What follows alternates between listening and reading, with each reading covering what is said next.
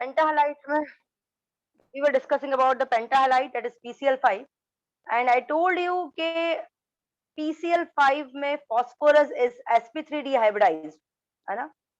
Phosphorus is sp3 dehybridized. Why? Because here because chlorine is a strong oxidizing agent. So as chlorine will approach the phosphorus, it will release enormous amount of energy, due to which one of the electron which is present in 3s get excited to 3d, as 3d is vacant, है ना? So since one of the electron get excited to d orbital, here the chlorine, 5 chlorine can share electrons with 5 electrons of phosphorus, and here we get PCl5, right? So here 1s, 3p, and 1d. So the hybridization is sp3d. Is it okay? So sp3d matlab what should be the structure? It should be the trigonal bipyramidal, है ना बच्चों? Trigonal bipyramidal. तो ये आपको शायद कल ही आपने रट लिया है कि अगर if we are having the sp3 dehybridization, then we are having trigonal bipyramidal structure, right? Trigonal bipyramidal. This is trigonal bipyramidal. So children, all of you know that this 3 chlorine are at equatorial position. 3 bonds are small. 2 bonds are axial bond, which are longer than the axial bond. Since these axial bonds are longer, they are weak. So since they are weak, as soon as you give some heat to PCl5, this 2 chlorine, phosphorus chlorine bond are very weak, so it will get breakdown due to this heat, and resulting in the liberation of chlorine gas.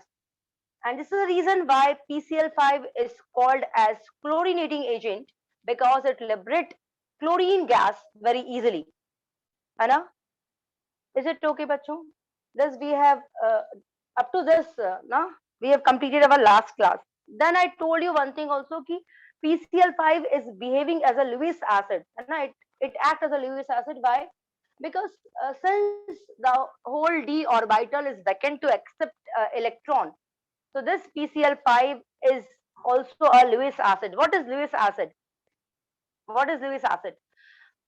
One which can accept the electron if it is having vacant orbital. Since PCl5 में phosphorus के पास पूरा d orbital खाली पड़ा है ना, so it can easily accept the electron and can behave as a what children? What? Lewis acid, right? Because हाँ. और हमने क्या पढ़ा था? और क्या पढ़ा था? Trigonal bipyramidal hybridisation, chlorinating agent, Lewis acid. और हमने क्या पढ़ा था? One thing that also we studied about, कुछ और भी था क्या? PCl5 is covalent than PCl3. अरे very good, thank you Samira, thank you very much. बच्चों एक बात बहुत अच्छी समीरा ने बोली है यहाँ पर. अब आप मुझे ये मत बोलो कि मैम हमें ये सिलेबस में नहीं है. बच्चों सिलेबस वाली बात ही नहीं है. देखो अगर आपसे ये पूछा जाए, कोई भी आपसे पूछे कि सपोज आप बताओ कि PbCl2 ज्यादा कोवेलेंट है कि PbCl4, है ना? अब आप बोलोगे मैम लेड तो हमारे सिलेबस में है ही नहीं.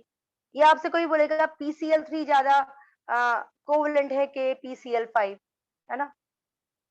ठीक है. तो बच्चों एक बात ध्यान रखना कि जिस भी सेंट्रल मेटल एटम का ऑक्सीडेशन स्टेट ज्यादा होता है ना? जैसे मैंने बोला SnCl2 के SnCl4, तो अब देखो यहाँ पर टिन की वैलेंसी +4 है और यहाँ पर टिन की वैलेंसी +2 है ना? जितने क्लोरीन उतनी वैलेंसी है. यहाँ पर लेड की वैलेंसी बच्चों +4 है, यहाँ पर लेड की वैलेंसी +2 है, यहाँ पर फास्फोरस की वैलेंसी +3 है और यहाँ पर फास्फोरस की वैलेंसी +5 है. तो हमेशा ध्यान रखना, if they ask you to compare, definitely they will ask you. अगर आपके सिलेबस में फास्फोरस नहीं है तो वो आपसे किसी और के बारे में पूछ लेंगे, बट डेफिनेटली दे विल. हाँ बेटा, यस मैम आपने वैलेंसी कैसे निकाली अभी? अच्छा, वैलेंसी कैसे निकाली? अच्छा, ऑक्सीडेशन स्टेट निकालना है आपको आता है बेटा? कैसे निकालेंगे आप ऑक्सीजन स्टेट? लेड PbCl4 का लेड में इसको आप x मान लेंगे. बोलिए हाँ, है ना सूर्यांशी? Yes ma'am. और आपको ये पता है ना कि सारे हैलोजन का जो ऑक्सीडेशन स्टेट होता है वो -1 होता है. क्या है आपको पता है बेटा? किसका -1 होता है मैम? हेलोजेंस का, fluorine, Yes, chlorine, bromine. Yes ma'am. लिख लीजिए, आपको नहीं पता तो लिख लीजिए, फ्लोरीन, क्लोरीन, ब्रोमीन, आयोडीन, इन सबका -1 होता है। ऑक्सीजन का -2 होता है। लिख लीजिए बेटा, सॉरी -2 होता है। परऑक्साइड का -1 होता है। हाइड्रोजन हमेशा +1 शो करता है ना? ठीक है, इसको लिख लीजिए बेटा, ये आपको बहुत मतलब like it's very general chemistry, but still आप लोग भूल जाते हैं, इट्स ओके। आप लिख लीजिए, अगर आप लिख लेंगे ना तो फिर आप हमेशा याद रखेंगे। जैसे कि सारे अल्कली मेटल्स, उनकी हमेशा कितनी होती है? +1, है ना बच्चों? सारे अल्कलाइन अर्थ मेटल, उनकी कितनी होती है? +2। अब आप मत भूलिएगा कि मैम हमें अल्कली मेटल भी याद नहीं है। याद नहीं है तो आप याद करिए, ठीक है? अल्कली कौन कौन मेटल से एस ब्लॉक के होते हैं ना मैम? हाँ, एस ब्लॉक के, तो उनकी वैलेंसी क्या होगी सूर्यांशी? 1। अल्कलाइन Yes, मेटल की क्या होगी? 2। तो ये आपको पता होना चाहिए, राइट? चलो, मैम तो ऑक्सीजन जैसे की कि तो अलग अलग केस में अलग होती है ना, हाँ, जैसे कि अगर मैंने लिखा ना परऑक्साइड में -1 पेरोक्साइड होगी, हो गया। सुपर ऑक्साइड में जी। -1/2 होगी, है ना? लेकिन आपको जनरली परऑक्साइड में लाइक H2O2, है ना, या CaO2, बट परऑक्साइड से बहुत कम आपको 1000 कंपाउंड में एक आध परऑक्साइड कंपाउंड मिलता है। जनरली ऑक्सीजन में आपको ऑक्साइड्स ही मिलेंगे जिसमें उसका -2 होता है। इज इट ओके बच्चों? तो आगे बढ़े हम लोग, है ना? सुपर ऑक्साइड के कंपाउंड्स तो मोस्टली आपको मिलेंगे ही नहीं। आपने चलिए, ऑक्सीडेशन स्टेट PbCl4 का कैसे निकाला? अच्छा देखिए, ये -1 है तो -1 into 4 कितना होता है सूर्यांशी? -4 होगा क्या बेटा? Yes ma'am. तो x प्लस -4 हो जाएगा क्या? इज इक्वल्स टू 0, क्योंकि इस पे कोई चार्ज नहीं है ना? Yes ma'am. तो x इज इक्वल्स टू +4 होगा क्या? Yes ma'am. ठीक है, तो यहाँ पर लेड की वैलेंसी +4 है और यहाँ पर लेड की वैलेंसी ऐसे आप यहाँ पर भी निकाल दीजिए। x, यहाँ पर कितने क्लोरीन है सूर्यांशी? 2 into valency. वो जो क्रॉस हाँ बोल। मल्टीप्लिकेशन करके करते थे तो आपने वैसे ही करा है कि मतलब Pb की 2 और Cl की 1 ऐसा? हाँ बेटा, बिल्कुल वैसे ही किया मैंने, है ना? बट आप चाहे तो आप निकाल भी सकते हैं, है ना? बट है ना वैसे ज्यादा सूर्यांशी? इजी है ना, मतलब क्रॉस हाँ बिल्कुल, मल्टीप्लिकेशन। बिल्कुल बिल्कुल, बट आपको हर तरीके से पता होना चाहिए सूर्यांशी, है ना? ठीक यस है, मैम। चलो। हाँ, तो यहाँ पर टिन की वैलेंसी होगी +2 और यहाँ पर होगी +4। बच्चों हमेशा एक बात ध्यान रखिए, क्या कि कोई भी सेंट्रल मेटल एलिमेंट है, वो अपने हाईएस्ट ऑक्सीडेशन स्टेट में ज्यादा कोवेलेंट होता है। सुना आप लोगों ने व्हाट आई आस्क यू, कि कोई भी एलिमेंट अपने हायर ऑक्सीडेशन स्टेट में ज्यादा कोवेलेंट होता है as comparative to lower oxidation state. तो हायर ऑक्सीडेशन स्टेट में ज्यादा कोवेलेंट क्यों होता है? पहली चीज तो आपको सिर्फ इतना दिमाग में बैठाना है कि हाई ऑक्सीडेशन स्टेट में वो ज्यादा कोवेलेंट होता है। अब वो क्यों होता है, मैं आपको फजांस रूल बता देती हूँ Suryanshi, because you are asking about the Fajans rule, इसलिए मैं समझा रही हूँ, अदरवाइज समझाने की जरूरत नहीं है। बस आप इतना ध्यान रखना, अगर आपसे पूछा जाए कि PCl3 और PCl5 में कौन ज्यादा कोवेलेंट है, तो आपको पता है PCl5 में उसका ऑक्सीजन स्टेट +5 है और PCl3 में +3 है। तो मैंने आपसे कहा कि कोई भी एलिमेंट का जितना ज्यादा ऑक्सीडेशन स्टेट होगा, उसका उतना ज्यादा कोवेलेंट कैरेक्टर होगा। ठीक है, ये किसने बताया था? ये हमें फजांस ने बताया था। फजांस एक साइंटिस्ट थे और उन्होंने कहा था कि कोई भी मेटल अगर उसका ऑक्सीडेशन स्टेट ज्यादा है, जैसे टिन है यहाँ पर, है ना, टिन +2 है, ठीक है, और यहाँ टिन +4 है, तो अगर उसका ऑक्सीजन स्टेट ज्यादा है मतलब उसमें न्यूक्लियर चार्ज ज्यादा है। न्यूक्लियर चार्ज ज्यादा है मतलब उसका साइज छोटा है, ठीक है? उसका साइज छोटा है मतलब जो इसके साथ क्लोरीन है ना, क्योंकि सूर्यांशी इसके ऊपर चार्ज बहुत ज्यादा है और इसका साइज बहुत छोटा है। सूर्यांशी हुआ क्या था ना, हुआ ये था, जैसे मैं तुम्हें एक बहुत आसान सा एग्जांपल देती हूँ NaCl का सूर्यांशी। सबसे पहले क्या हुआ सूर्यांशी कि सोडियम ने अपना एक इलेक्ट्रॉन लिबरेट किया, है ना, एक इलेक्ट्रॉन छोड़ दिया। क्यों छोड़ दिया? क्योंकि वो मेटल है, जो कॉन्फ़िगरेशन क्या है 281, तो वो क्या करना चाहता है, अपने आप को स्टेबल करना चाहता है, तो उसने कन्वर्ट कर लिया अपने आप को सोडियम पॉजिटिव में, जिसमें उसका कॉन्फ़िगरेशन हो गया 28। ठीक है, अब ये एक इलेक्ट्रॉन उसने किसको दे दिया? क्लोरीन को, क्योंकि उसके लास्ट में 7 है और उसका अपना ऑक्टेट कंप्लीट करना है। तो उसने इलेक्ट्रॉन एक सोडियम को दे, क्लोरीन को दे दिया और उसने कहा तुम भी खुश रहो, मैं भी खुश रहूंगा। और यहाँ क्लोरीन ने, आप कह सकते हो कि क्लोरीन ने छीन लिया, क्योंकि क्लोरीन हाईली इलेक्ट्रोनेगेटिव है, तो इसके इन्फ्लुएंस में आकर इसने इसको इलेक्ट्रॉन दे दिया और इसने इलेक्ट्रॉन ले लिया और ये क्लोराइड आयन में कन्वर्ट हो गया, तो उसका कॉन्फ़िगरेशन हो गया 288। बोलिए हाँ के ना? मतलब यस मैम। यहाँ पर एक बेटा एक इलेक्ट्रोस्टैटिक फोर्स ऑफ अट्रैक्शन हुआ और जिससे इनके बीच में एक बॉन्ड बन गया, जिसे मैं बोलती हूँ आयोनिक बॉन्ड। ठीक है, बात यहाँ तक समझ में आई सूर्यांशी बात? मैम, यस मैम, लेकिन फजान बोलते थे, फजान ये कहते थे कि कोई भी आयोनिक बॉन्ड 100% आयोनिक नहीं हो सकता, उसमें कुछ ना कुछ परसेंट कोवेलेंट कैरेक्टर होगा। सुना तुमने सूर्यांशी क्या कहा था फजान ने? फजान Yes, ने कहा था कि कोई भी कंपाउंड, कोई भी आयोनिक कंपाउंड कभी भी 100% आयोनिक नहीं हो सकता। It should have some some some bit of covalent character in it. ठीक है, तो क्या हुआ ना सूर्यांशी कि सोडियम ने इलेक्ट्रॉन दे तो दिया, लेकिन तुम ये तो जानती हो ना सूर्यांशी कि सोडियम आयन जो है उसका जो साइज है वो सोडियम से छोटा होता है सूर्यांशी, बोलो हाँ।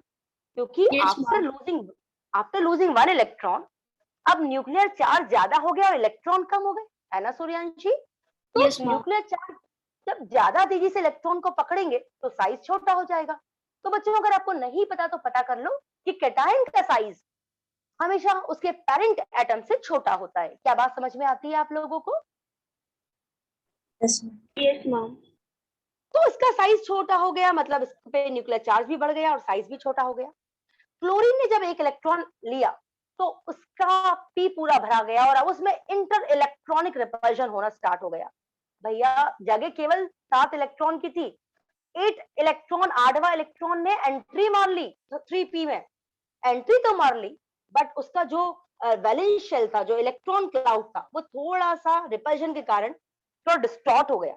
बोलो हाँ के ना? थोड़ा Yes, डिस्टॉर्ट ma'am. हो गया, मतलब थोड़ा सा दूर हो गया, इस न्यूक्लियस से थोड़ा दूर हो गया।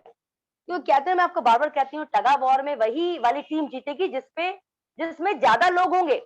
ठीक है, टग ऑफ वॉर में वही टीम जीतेगी जिसमें ज्यादा लोग होंगे। अब देखिए न्यूक्लियर चार्ज से ज्यादा इलेक्ट्रॉन हो गए, तो ये इलेक्ट्रॉन का जो फोर्स होगा ना सूर्यांशी, वो क्या होगा, वो न्यूक्लियस से डोमिनेट कर जाएगा। और क्या होगा सूर्यांशी कि इलेक्ट्रॉन जीत जाएंगे, है ना सूर्यांशी? इलेक्ट्रॉन जीत जाएंगे तो मतलब कि वो न्यूक्लियस से दूर चले जाएंगे, है ना सूर्यांशी? बोलो हाँ। Yes, ma'am. Yes, ma'am. हाँ बेटा, तो अब थोड़ा सा उसका जो शेल है, उसका जो साइज है वो थोड़ा सा डिस्टॉर्ट हो जाएगा, है ना बेटा? थोड़ा डिस्टॉर्ट हो जाएगा, बोलो हाँ के ना? Yes, ma'am. ठीक है, अब क्या होगा कि तुम देखो, मैं हमेशा कहती हूँ कि सबका दिन आता है। अब थोड़ी देर पहले क्या होता है, क्लोरीन ने सोडियम के साथ जबरदस्ती करके उसका इलेक्ट्रॉन ले लिया।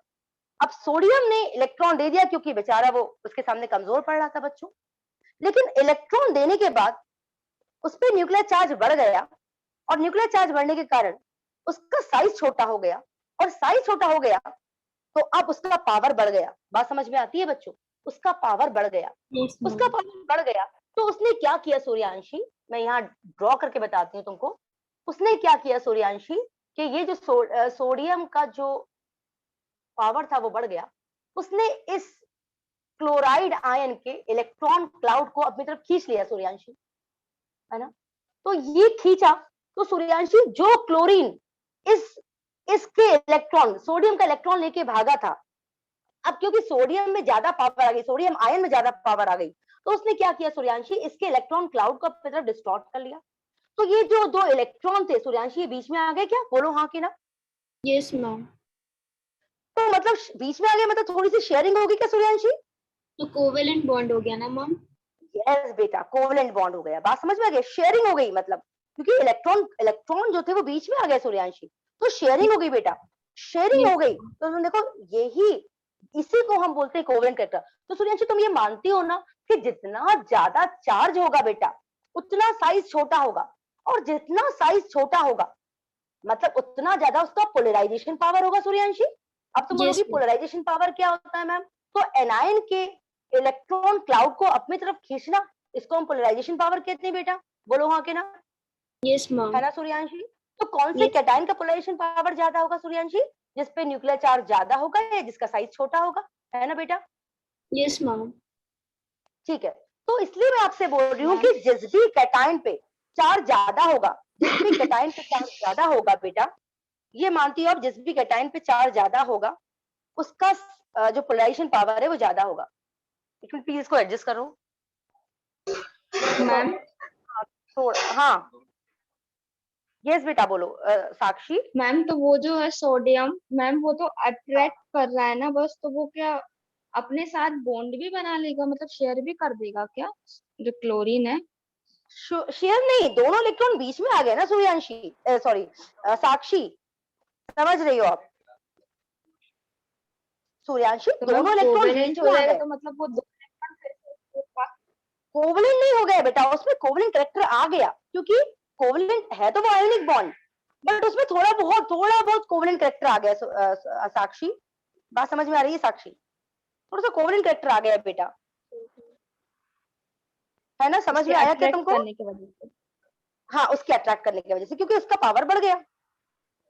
इज इट ओके हाँ बेटा? मैम ठीक है। अच्छा ठीक है, हाँ मैम। तो ये समझ में आ गया। इसलिए मैं आपको बोल रही हूँ कि अब अगर आपको वो दो मेटल एटम देंगे, वो आपको बोले कि PCl3 ज्यादा कोवलेंट है कि PCl5 ज्यादा कोवलेंट है, तो अब आप मुझे बताइए कौन ज्यादा कोवलेंट होगा? ऑफ कोर्स ये ज्यादा कोवलेंट होगा। वो आपसे पूछेंगे बताइए SnCl2 ज्यादा कोवलेंट है कि SnCl4 ज्यादा कोवलेंट है? ऑफ कोर्स यहाँ पर प्लस ऑप्शन सेट, तो ये ज्यादा कोवलेंट है। अब आपसे पूछेंगे PbCl2 ज्यादा कोवलेंट है कि PbCl4 ज्यादा कोवलेंट है? ऑफ कोर्स ये ज्यादा कोवलेंट है। तो जितना ज्यादा ऑक्सीजन स्टेट होगा उतना स्मॉल साइज होगा, उतना ज्यादा कोवलेंट कैरेक्टर होगा। बोल लो हाँ मैम, बोलो यस मैम बच्चों। Yes ma'am. Yes ma'am. ठीक, चलो, तो अब आप याद रखना, आपको कोवेलेंट कैरेक्टर ठीक है, फास्फोरस के हैलाइड आपको नहीं है, लेकिन सल्फर के हैलाइड आपको होंगे। तो आप आपसे किसी के बारे में पूछ लें तो हमेशा ध्यान रखना बेटा कि जिसका ऑक्सीजन स्टेट ज्यादा होगा बच्चों, हमेशा ध्यान रखना कि उसका जो बॉन्ड होगा उसमें बहुत सारा कोवेलेंट कैरेक्टर होगा। बात समझ में आती है? और उसमें कोवेलेंट कैरेक्टर जनरेट हो जाएगा। Is it okay? बोलो यस मैम। आगे बढ़ जाएं हम। मैम चलो, यस हाँ बेटा मैम। सूर्यांशी बोलो। मैम बोलो एक ही बेटा। एलिमेंट की डिफरेंट वैलेंसी कैसे हो सकती है, मतलब तभी कि जब वो किसी और एलिमेंट के साथ बॉन्ड बना रहा हो। हाँ बिल्कुल बिल्कुल, तुम सही कह रही हो। जैसे कि अगर मैं बात करती हूँ फास्फोरस की या नाइट्रोजन फास्फोरस की, तो यहाँ पर ये भी पॉसिबल है ना, मैंने तुमसे कहा था ना कि यहाँ पर फास्फोरस में क्या हो रहा है सूर्यांशी की, डी ऑर्बिटल है। डी ऑर्बिटल है तो बेटा अगर ऑक्सीडाइजिंग एजेंट बहुत स्ट्रॉन्ग है, जैसे मैंने तुमसे कहा था ना कि अगर हाइड्रोजन आएगा ना सूर्यांशी तो वो PH3 बनाएगा, वो कभी PH5 नहीं बनाएगा, क्योंकि यस हाइड्रोजन में इतनी हिम्मत नहीं है कि वो इलेक्ट्रॉन को एक्साइट करके डी में डाल पाए, है ना यस सूर्यांशी? मैम। लेकिन अगर यस मैम। क्लोरीन आएगा तो वो इतना स्ट्रॉन्ग है ना सूर्यांशी कि वो इलेक्ट्रॉन को उठा के डी में डाल देगा। तो मतलब उस केस में तुम्हारे पास 5 ऑर्बिटल खाली हो गए क्या सूर्यांशी? बोलो यस मैम। यस तो मैम। उस केस में तुम्हारी वैलेंस जो फास्फोरस है उसका, देखो वैलेंसी की बात नहीं कर रहे हैं हम, ऑक्सीडेशन स्टेट की बात कर रहे हैं। तो उसकी ऑक्सीजन स्टेट कितना हो जाएगा बच्चा? 5 हो जाएगा, है ना? क्योंकि वो यस मैम। 5 इलेक्ट्रॉन यूज कर रहा है बॉन्ड बनाने में, है ना बेटा? मैम हाँ मैम मैं बोलो। इसके आगे क्लास आप रिकॉर्ड करके डलवा देंगी ना, क्योंकि मेरे को जाना पड़ेगा अब। Yes Baba, recording is going on. Why you are here? You may go beta. Snake is doing the recording. Okay ma'am, है ना thank you ma'am. Vaibhav? Okay, चलिए, तो let's just talk about the next property, that is oxy acids. अब सबसे पहले तो आप ये समझो कि ऑक्सी एसिड्स होते क्या है बच्चों। ऑक्सी एसिड्स होते क्या है? ऑक्सी जैसे कि नाम आपको दिख रहा है कि ऐसे एसिड जिनके ऊपर ऑक्सीजन होता है, जैसे मैंने आपसे बोला HNO3, HNO3 एक एसिड है और उसमें ऑक्सीजन है, तो ये ऑक्सी एसिड हो गया। मैंने आपसे कहा H2SO4, H2SO4 में ऑक्सीजन है और वो एसिड है, तो वो ऑक्सी एसिड हो गया। मैंने आपसे बोला HCl, HCl क्या ऑक्सी एसिड होगा? बोलो बच्चों, नहीं होगा। भले ही वो एसिड है बट हाँ। उसमें ऑक्सीजन नहीं है, तो वो ऑक्सी एसिड नहीं होगा। तो ऐसे एसिड जिसमें ऑक्सीजन होता है, जैसे मैंने आपसे कहा H3PO4 बच्चों, ये ऑक्सी एसिड होगा क्योंकि इसमें ऑक्सीजन है। जैसे मैंने आपसे बोला H3PO2, ऑफ कोर्स ये ऑक्सी एसिड होगा। मैंने आपसे बोला H3PO3, ऑफ कोर्स ये ऑक्सी एसिड होगा। समझ रहे हो? तो ऐसे एसिड जिसमें ऑक्सीजन होता है बच्चों, उसे हम ऑक्सी एसिड्स कहा करते हैं। अब आप मुझे बोलोगे कि मैम ऑक्सी एसिड की पहचान क्या होती है? तो कोई भी ऑक्सी एसिड ले लो आप, है ना, जैसे H2SO4 ही ले लो, है ना, तो हमेशा ध्यान रखना कि ऑक्सी एसिड की पहचान ये होती है कि उसके पास एक OH और एक ऑक्सो ग्रुप होता है, तभी वो ऑक्सी एसिड कहलाएगा। बोलो हाँ के ना? देखो, अब आप मुझसे ये पूछ सकते हो कि मैम ऑक्सी ग्रुप होना तो समझ में आता है, बट आप ये क्यों बोल रही हैं कि OH होना चाहिए? देखिए, H कौन सा H निकलता है? कभी भी आप एक बात ध्यान रखिए, मेरी बात बहुत ध्यान से सुनो बच्चों। अगर मैं आपसे बोलूं सपोज ये एक ऐसे कोई मैंने एसिड बना दिया HSO4 नेगेटिव, अब आप कोई मुझे बताएगा कि ये कितने H+ रिलीज कर सकता है? 1। 1। याद रखना, ये जो हाइड्रोजन डायरेक्टली अटैच्ड है ये कभी भी रिलीज नहीं होगा। कौन सा OH, जितने OH होंगे उतने ही H रिलीज होगा। बात समझ में आती है ना बच्चों? मैं आपसे क्या समझाना चाह रही हूँ? मैं आपसे बोल रही हूँ कि देखो ये ऑक्सीजन जो है वो इलेक्ट्रॉन खींचेगा और इस प्रोटॉन को धक्का मार के बाहर निकालेगा, तब जाके ये H+ निकलेगा। समझ रहे हो? यहाँ कौन कौन धक्का मारेगा इसको, H को? बात समझ में ऑक्सीजन। आ रही है? Yes ma'am. यहाँ ऑक्सीजन धक्का मार के निकाल रहा है, बट यहाँ से धक्का मारने वाला कोई है ही नहीं ना, मैम तो ये निकलेगा ही नहीं। यस हाँ, मैम। बोलो। साक्षी, आप बोल रहे हो मैम कुछ? मुझे एक बात समझ नहीं आती कि एक एलिमेंट, हाँ, हेलो मैम, यस बेटा, बोलो ना, बोलो। मैम कोई भी एलिमेंट प्रोटॉन कैसे दे देता है या कैसे एक्सेप्ट करता है? प्रोटॉन ही देखो, मैंने आपको अभी तो बताया ना साक्षी की ऑक्सीजन ज्यादा इलेक्ट्रोनेगेटिव है, बोलो हाँ के ना? ऑक्सीजन तो ज्यादा है, like second most electronegative element of the periodic table. It is having electronegativity on the basis of Pauling scale is 3.5, right? तो 3.5 तो हाँ बहुत मैम। ज्यादा होता है ना साक्षी बेटा।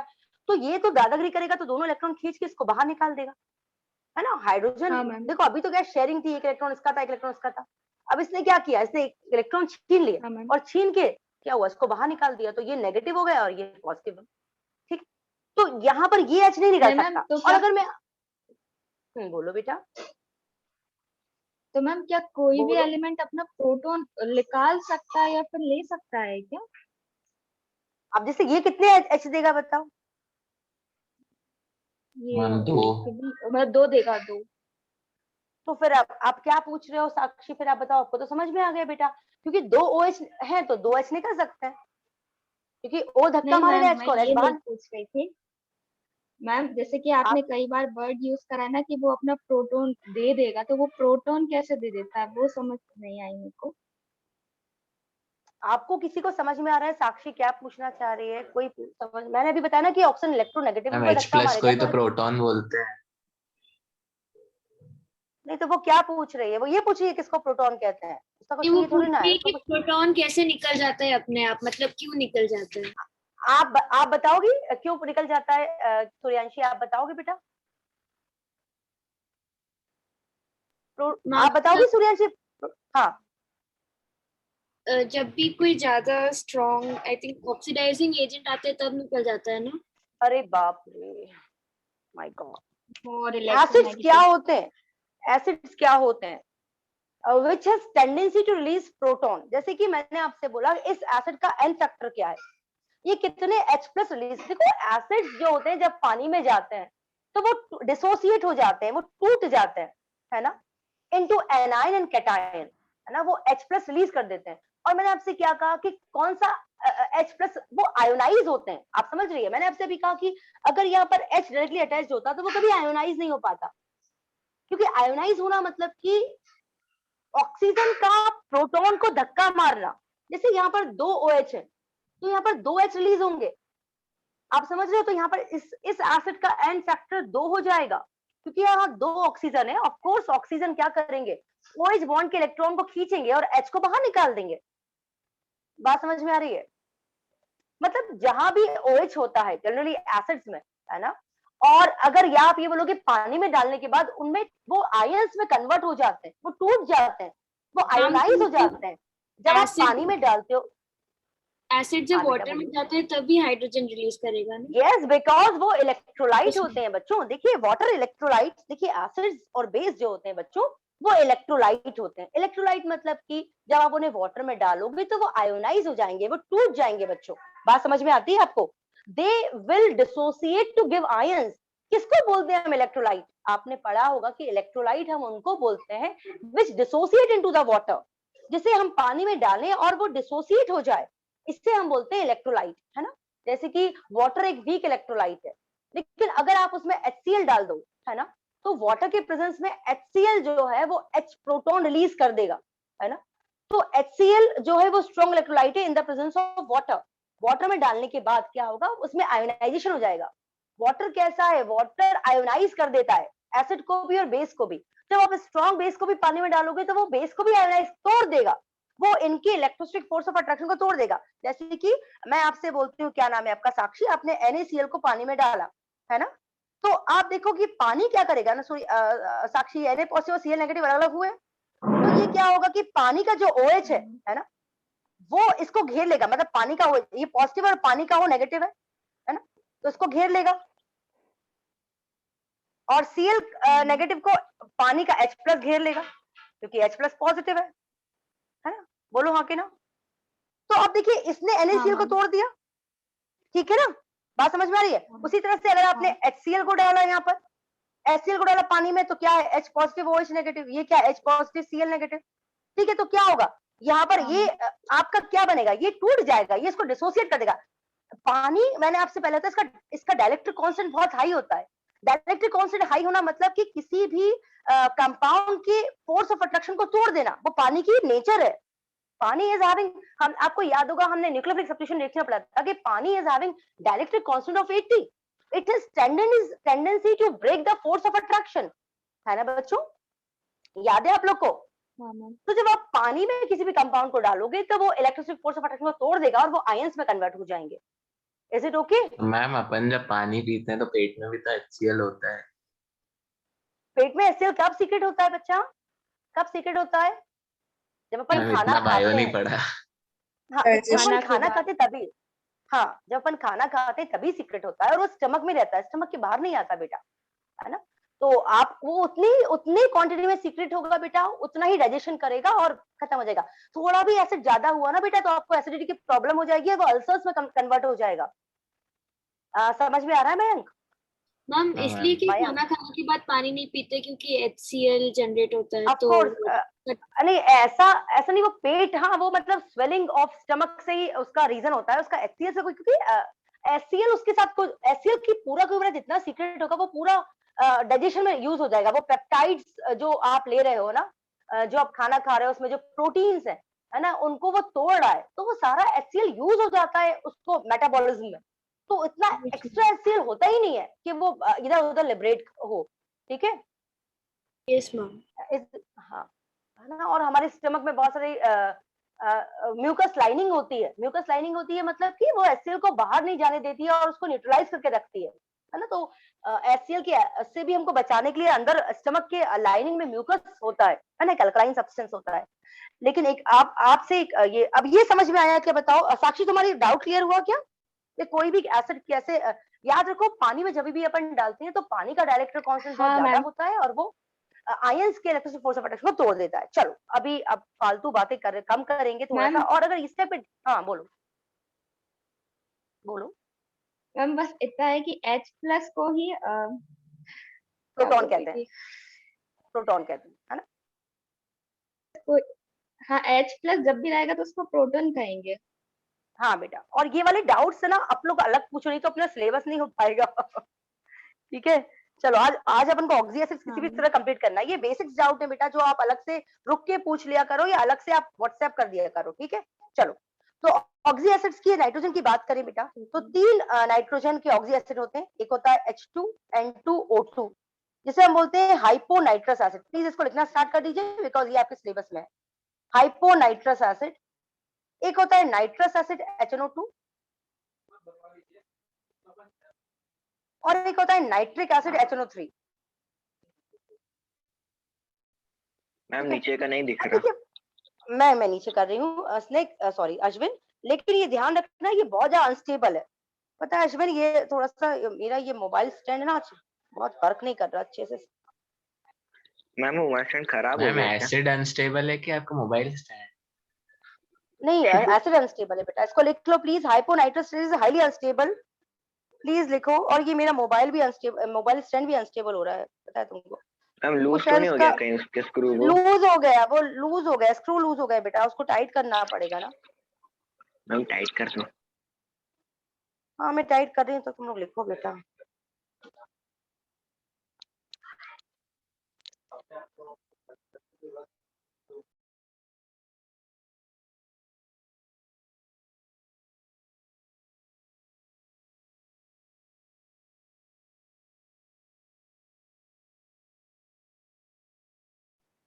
मैम वो आप फोन को थोड़ा ऊपर करके फंसा दीजिए ना, जैसे वैभव फंसा देता है ऊपर।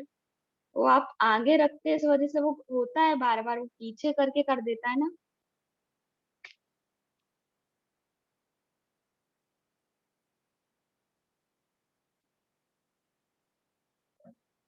अभी देखो दिख रहा है क्या ठीक से, कि अभी भी दिख रहा? नहीं दिख दिख रहा रहा मैम। ना? दिख रहा है? हाँ मैम दिख रहा सही है। है। दिख रहा है मैम, पूरा दिख रहा है। हाँ ठीक, चलो चलो ठीक।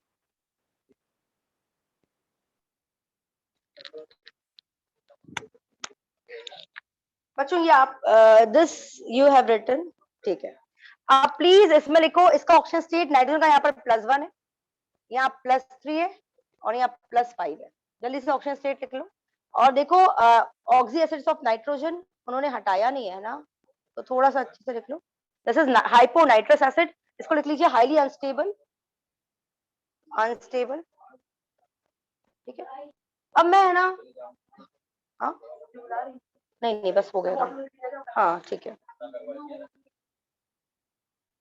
ठीक है। चलो अब ये तो अनस्टेबल होता है, इसको मुझे पता नहीं इसको एनसीईआरटी में दिया भी है कि नहीं, हाइपोनाइट्रस एसिड मुझे पता नहीं, क्योंकि बहुत ज्यादा अनस्टेबल होता है। बच्चों मैं इसका स्ट्रक्चर कहाँ बनाऊं, मैं इसे रब कर दूं क्या? लिख लिया आप लोगों ने?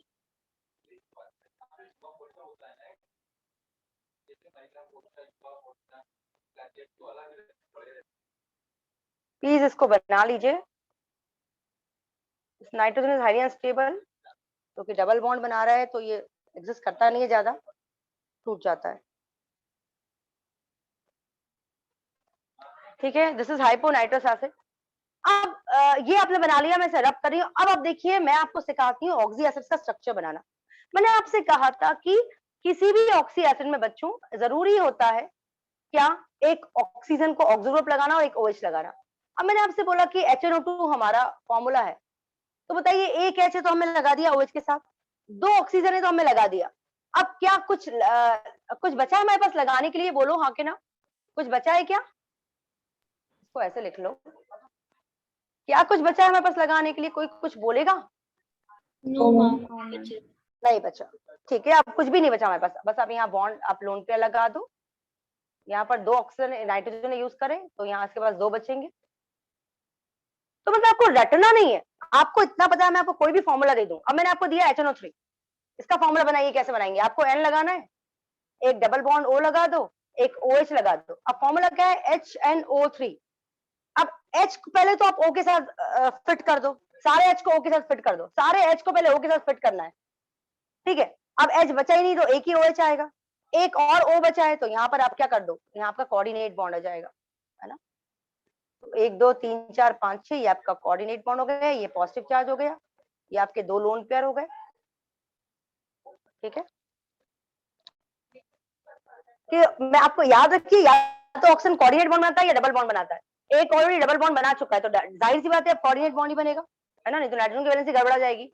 नाइट्रोजन अगर 4 बॉन्ड बना रहा है तो उसमें पॉजिटिव चार्ज आता है। देखिए ये ऐसे नहीं बना सकता था, क्योंकि यहाँ तो नाइट्रोजन के 5 बॉन्ड हो जाते, जो पॉसिबल ही नहीं है। नाइट्रोजन मैक्सिमम 4 बॉन्ड बना सकता है, ये आप सब जानते हैं बच्चों। तो Yes, ma'am.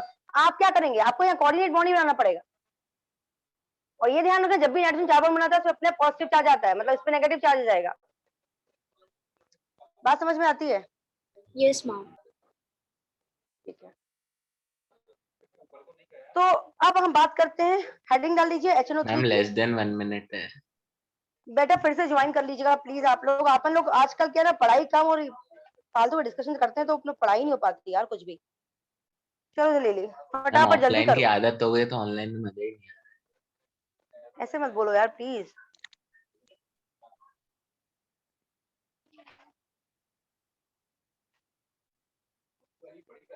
बच्चों हेडिंग डालो, प्रिपरेशन ऑफ HNO3।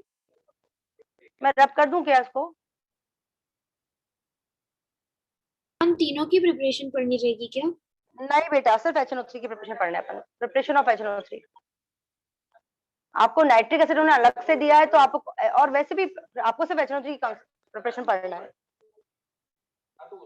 चलिए लिखिए लैब प्रिपरेशन।